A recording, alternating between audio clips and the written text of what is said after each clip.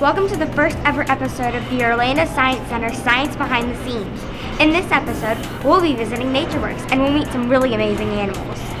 And we'll also be talking to the owners of Ninja Studios. They do some really cool stuff with digital media. We will also be previewing Otronicon, the Science Center's awesome interactive technology event. And we'll see an experiment that you can do at home. It all starts now, so let's go behind the scenes.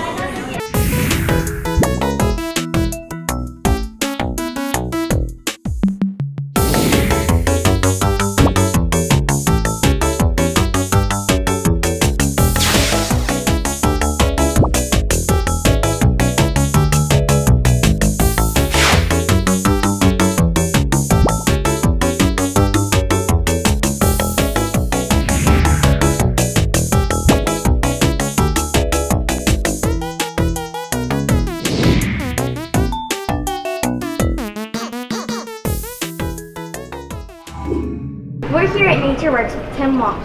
Tim, you're going to show us some pretty unique animals, right? Yeah, today I'm going to show you the Mata Mata turtle. Cool. Why is it named Mata Mata? Well, Mata Mata is the Indian name from South America, and it means I kill, because the natives think that this turtle is so ugly that it can actually kill you by its stare. Well, this animal's found in the Amazon basin, kind of dark black water rivers, rivers that it can't really see very well, so they don't have very good eyesight. So if you look very closely, you can see all the little flaps and fleshy pieces of skin. Those act as camouflage, but they also have a lot of nerve endings in them, and they can feel water vibrations, so they can tell when their prey is nearby. That's cool. What kind of food does it eat? It eats mostly fish, and fairly large fish, and it's what's called an ambush hunter. It means that it basically sits around and waits for a fish to come near it. It doesn't actively hunt them out. And the way they eat is when they see the fish, or when they feel it near them, they open their throats so fast and so large, it causes a vacuum of water and it sucks the fish right in. Wow, that's really interesting. And it happens in just a split second. About how big do the turtles get? Well, this individual we have on exhibit here in NatureWorks is only about a year old, so it's only about 4.5 inches. But the record is just under 28 inches. They get fairly large. How long do they live? Well, it's not really known too much. It's a very difficult animal to study in the wild. But certainly, like most turtles, an age of 30 to 40 or more can be expected. And this is a turtle that, unlike a lot of turtles in South America and around the world, it's eaten for food by native peoples. This one is not eaten at all because it's so ugly they don't even want to eat it. And part of their defense mechanism is they exude or kind of squirt out this foul-smelling musk. So not only is it ugly, it stinks too. Does it ever go on land, or does it stay in the water? The only time they ever come on land is for the female to nest. And she nests maybe once a year, can lay somewhere around 20 eggs, and those eggs can take upwards of over a year to incubate and hatch out. Now you can see parts of the other camouflage. The shell, or the carapace, is very rough and it's kind of chestnut colored. It looks just like a piece of wood. And that's part of its camouflage. It looks like a wood pile or like maybe a pile of leaves. So it's virtually impossible to see from other predators. How long can the turtle stay underwater? If they're stressed, they can stay under for a couple of hours. But most of the time they come up every maybe 5 to 10 minutes for a breath. What is the global population of these about? Nobody really knows how many are out there. They range pretty far and wide in northern South America throughout the Amazon basin, all the way into Peru, Venezuela, Suriname, Guyana. And they're probably one of the most secure turtles in South America just because they're not eaten for food. They are collected somewhat for the pet trade, but that's not a very large number compared to the vast range that they occupy. Ever wonder how scientists do some of the amazing things they do? Well, in this segment called Try This at Home, you'll learn how. Check it out. Hey everybody, welcome to Try This at Home. My name is Jimmy. Now here in NatureWorks at the Orlando Science Center, you can see animals of all many different shapes and sizes from many of Florida's different ecosystems. Now, you can find animals here from all over the place. But what sort of things are hiding in your own backyard? Well, let's find out if you try it at home. So the beauty of this experiment is that it can happen just about anywhere.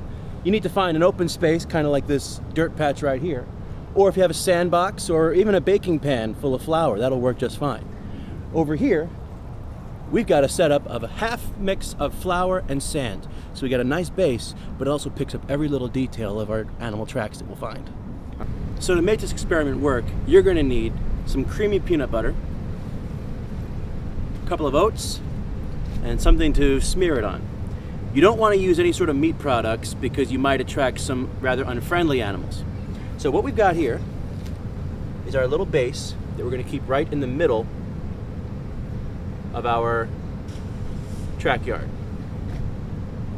All right, keep it right there just like that. I'm going to roll this, some of our oats. Look at that. It's a nice little tasty treat for anything.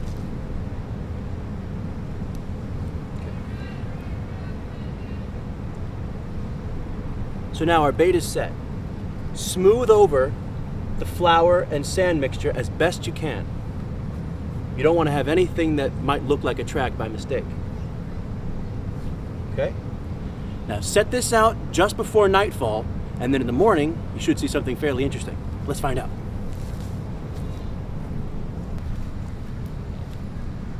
Something's obviously been through here. Look, our bait has been knocked over. It's almost been completely consumed. And these little spots and footprints here where there weren't before. Now we can tell that there's been a few different types of animals that come through here. You can tell certain tracks apart. If you find something with only 3 toes, chances are pretty good it was a bird. If you find something with 4 toes or 5, it might be some kind of a mammal like a dog or a cat. Now this particular one that we found, it has 5 toes with little claws on it.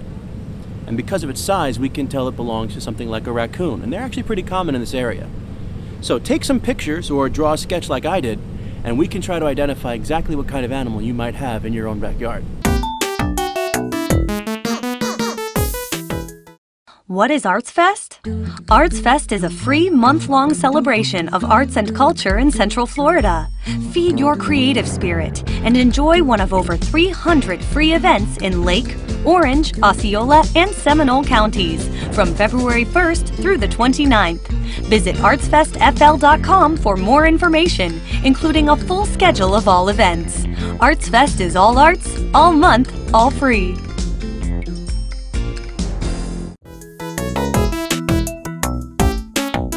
This is Isaiah. He's worked every Otronicon. So why don't you tell us a little bit about the event? Well, Otronicon is an event that's happening January 13th through the 16th of 2012. We have different video games, we have different simulators, workshops, classes, activities. It's an event for the whole family, so it's definitely one that you won't want to miss. What kind of games can we look forward to at Otronicon? Well, we've got different games here that you can't actually play at home.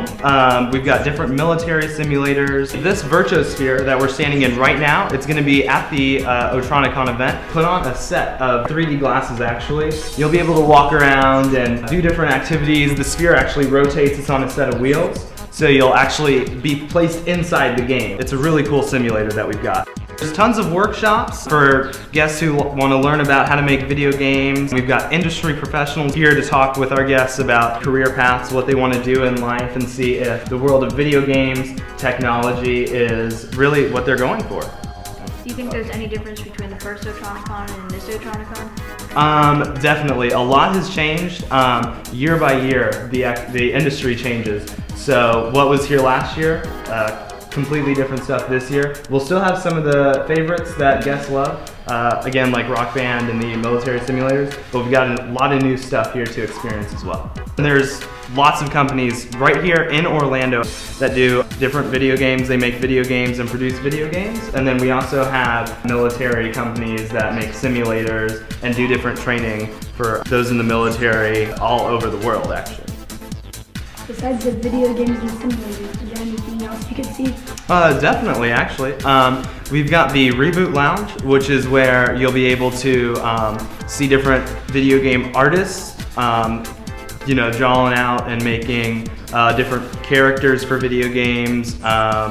There's music. There's a social media hub where you can tweet about the event and see what other people are tweeting about on their Twitter accounts. There's a whole bunch of different things. Florida Hospital that's actually going to be here, they have different patient simulators where doctors, instead of operating on patients, they can actually operate on simulators. Thank you. Yeah, no problem. See you at Otronicon. I will see you guys at Otronicon.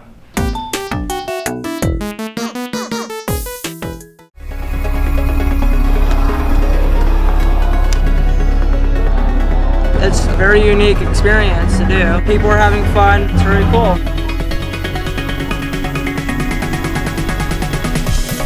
Autonicon's a great event. I've gone here, I think, once every year at least, so it's a fun event, really educational.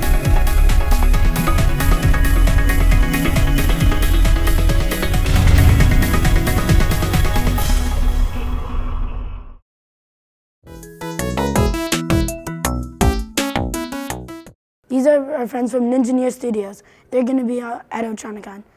Can you tell us your names and what you're going to be doing? Well, my name is Chris Brown, and we're going to be doing a 3D projection mapping show for you guys. These are my partners. I'm Heather Knott. I'm Joe Rosa. Tell us a little about what you guys do. Well, we generate 3D animation and 3D content for video, for commercial, corporate video, and most recently for 3D projection mapping effects. Basically, you know, anything that you see in a movie, in a, like, you know, Toy Story or anything like that, that's what we make. We just make it for different things, not just movies, but also for companies and things like that. Right. And it's just basically we create a virtual world in our 3D programs, and what you see on TV is what we do. What made you want to get into this field? Well, Joe actually has quite a touching story. Well, when I was around 5, my grandfather showed me how to draw actually Disney characters. So kind of from an early age I knew that I wanted to get into doing animation. As I grew, animation became more 3D than 2D, so I decided to go to school for computer animation. It's roughly the same story across the board. Started playing video games when I was young. Thought, wow, this is something that's really cool. Maybe I can look into this. And from one thing to the next, I found I was more inclined towards the animation than the actual games themselves. So, in a series of steps, I ended up here. My path was a little more varied. You know, I did all sorts of things. I did theater, I did regular arts. I actually got my first degree in interior design, and just it wasn't really what I wanted to do. And finally one day I realized I loved watching animated movies and I wanted to do that. So went back to school and met these guys. What kinds of things do you need to study at school to prepare for this job? Really, I would say the most important thing is really just observing what's going on around you, because your job at the end of the day is to mimic life. So first you need to be able to accurately observe it. I'd say start with your basic art courses myself. Yeah, start with art. Just start with art, drawing classes, and figure out if that's something that you want to do, if you're starting to love to draw. What advice do you have for someone our age who might want to do your job? I would say just, you know, jump right in. There's enough free resources out there in terms of software, in terms of tutorials, just knowledge bases that are freely available online to anyone. So really, if it's something you're interested in, if it's something you'd like to pursue, go for it. You can do it from your computer at home. Don't be discouraged. Yeah. There's a rather steep learning curve. It's not easy. When it comes to things like this, but you'll find that, you know, as you figure out one thing, you'll be able to build on that and, you know, move forward. And if figuring out that next problem is exciting enough and engaging enough for you to get you to the next hurdle, then, I mean, for me, that's when I knew that this was something that I wanted to do. What type of things will you guys be doing at Otronicon? Well, our show at Otronicon, what we're doing is we're setting up a series of wooden boxes that we've constructed in front of a projector screen, and we're going to be projecting not just onto the screen but onto the boxes themselves. And the technique that we're using plays around with creating a illusion of depth inside of those boxes. It's something that not a lot of people have seen regularly. I think it's the next step in 3D programs. I mean, it's the evolution of taking something that you watch on the screen and actually using your environment around you. They do it on a daily basis around the globe. They project onto skyscrapers and to walls and take basically it's a blank canvas for you, and you can basically manipulate it the way you want. And that's what we're going to be doing here, is manipulating the walls and manipulating the boxes to what we want them to look like and what we want you to see. Right, right. You're just making something that's flat, look like it's 3D, look like it has depth. So, I mean, that's it in a nutshell. Thank you guys. I can't wait to see it at Otronicon. Well, thanks for having us. We hope we don't disappoint. That's it for our first show. How did we do? If you had fun, check us out next time for a whole new episode. Thanks for watching. See you next time on Science Behind the Scenes.